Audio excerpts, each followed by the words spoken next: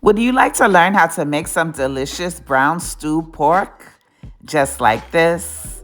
You would? Good, because in this episode of the Lisa D's Delight Show, I'm going to show you how to do it. Lisa D Delight.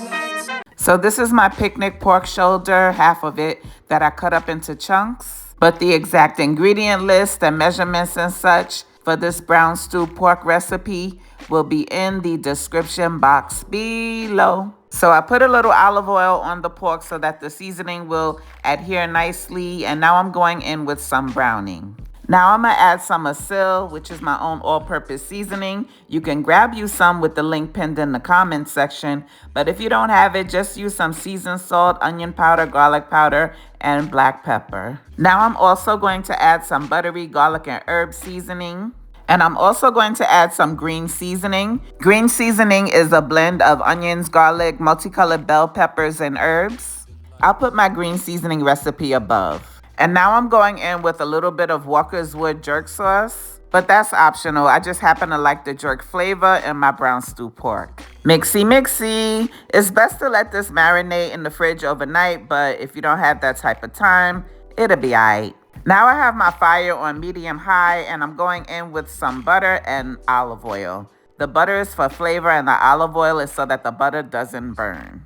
Now we want to brown up the pork. I'm just making sure that all of the pieces are making surface contact. And I'm flipping over each piece so that the other side can brown as well.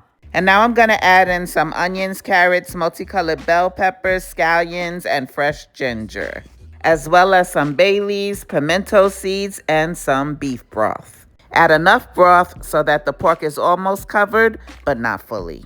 And next, I'm going to add a little ketchup. Yes, ketchup. Don't talk back.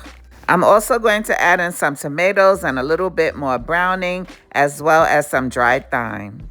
And I'm going to season it up with that delicious ASIL. Now I'm going to give it a good stir, get everything nice and well combined. And then I'm going to cover the pot, reduce the heat to low, and let it simmer for about 2 hours, or until the pork is fork tender. After an hour and a half, this is what it's giving. I forgot to mention that I held back some of the veggies because the veggies that I added initially are going to cook away to Flavorland. So I like to add some more veggies so that they're visible and they have a slight bite to it. So now I'm going to cover the pot again and let it continue to cook for about another 30 minutes. And then after that, it's done. Lisa D Delight.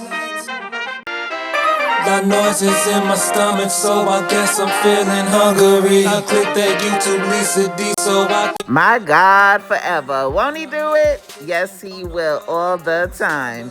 This brown stew pork came out so delicious.